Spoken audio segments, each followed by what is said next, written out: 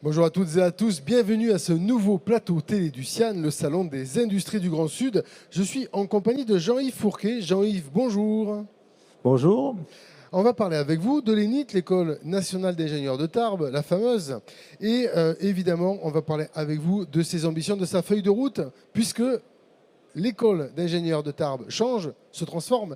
Mais peut-être avant de revenir sur cette fameuse évolution au sein de l'Université de technologie de Tarbes, revenir un petit peu déjà sur ce qu'est l'ENIT, quand est-ce qu'elle a été créée et qu'est-ce qu'elle fait.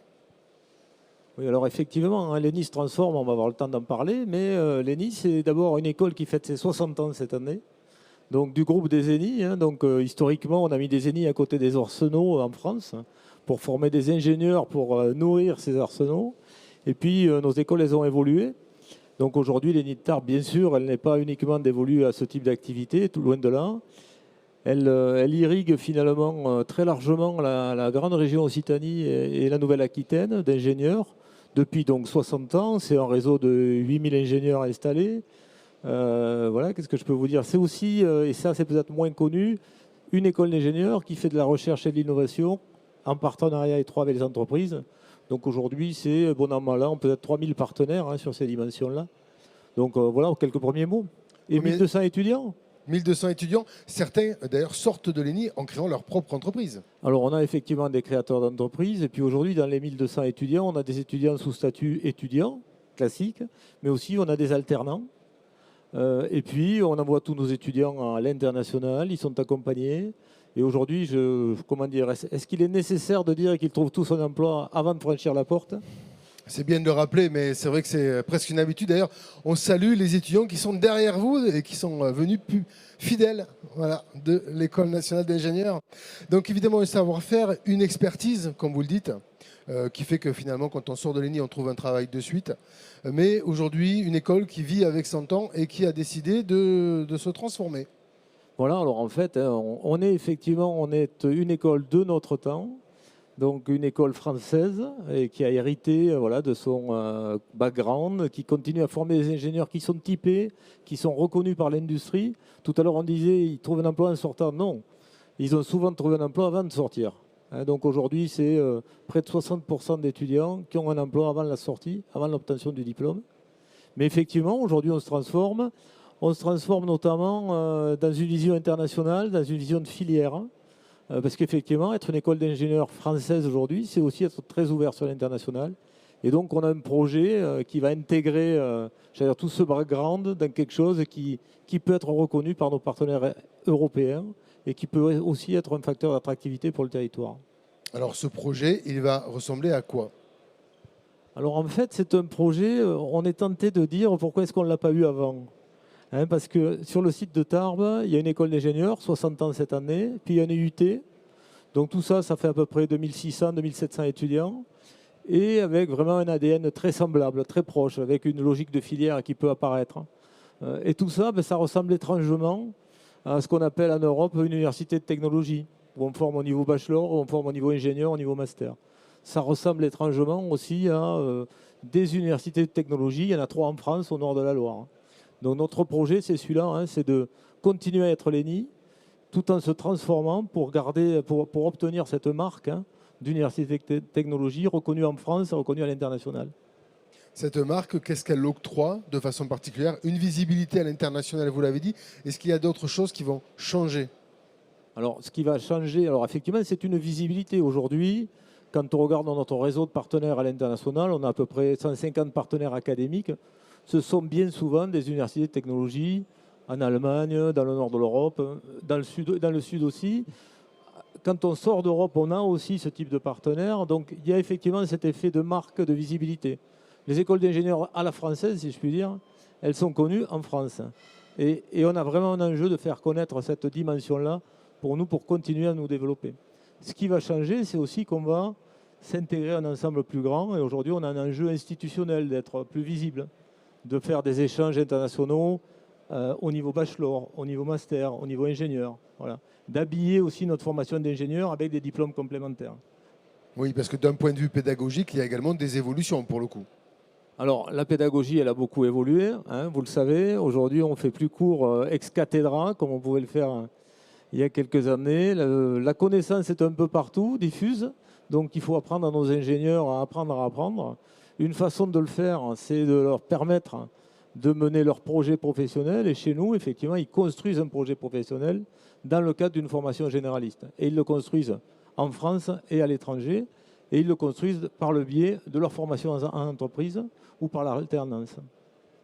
Est-ce que ça veut dire que vous allez adopter la nomenclature usuelle, bachelor, master, qu'on va retrouver ou que vous aviez déjà peut-être d'ailleurs? Alors, non, l'ENI va continuer à former les ingénieurs et l'ENI demeure l'ENI. Mais elle est au sein d'un ensemble plus large qui lui permet de gagner en visibilité et puis d'accueillir sur son campus d'autres publics. Donc il y a ça aussi, cet enjeu, c'est de dire une école d'ingénieurs française aujourd'hui, elle est dans un campus international. Nos étudiants, ils travaillent en anglais, ils échangent en anglais pendant la vie étudiante et ils sont dans ce brassage. Donc ce que ça va nous apporter, c'est aussi ça. Un diplôme d'ingénieur qui reste un diplôme d'ingénieur, bien entendu, reconnu par la CTI plus que jamais, mais qui est au cœur d'un environnement plus large et qui offre d'autres opportunités. Donc vous allez évidemment vous rapprocher aussi de l'IUT de Tarbes, vous l'avez dit. Il y avait déjà des échanges de toute façon entre vos deux structures. Alors il y avait des échanges, mais effectivement notre construction institutionnelle, alors rassurez-vous, je ne vais pas rentrer dans le détail, il nous faudrait quelques heures, mais pour ce qui est de la construction institutionnelle, elle faisait que nous étions des établissements différents, appartenant à des tutelles différentes. Donc on a échangé bien sûr sur nos métiers, on a de vraies proximités autour du génie mécanique, du génie civil, notamment du génie électrique. Mais là aujourd'hui, voilà, l'ambition c'est d'avoir plus de synergie dans nos métiers, dans l'offre de formation et de développer des solutions nouvelles aussi pour nos publics. Et puis on a quand même l'ambition de continuer à servir ce territoire au sens large, Occitanie, Nouvelle-Aquitaine, qui est celui qui accueille nos étudiants, qui est celui aussi où on recrute nos étudiants. Quelle va être la feuille de route? À partir de quand cette université de technologie de Tarbes va être opérationnelle? Alors en fait, on est un petit peu dans le rush là. D'accord.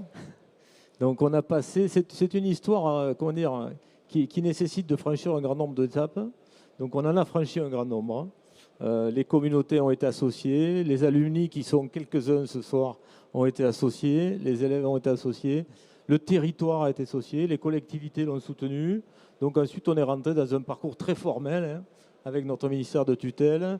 On est passé devant les différents conseils, donc tout ça a été voté avec une très large approbation.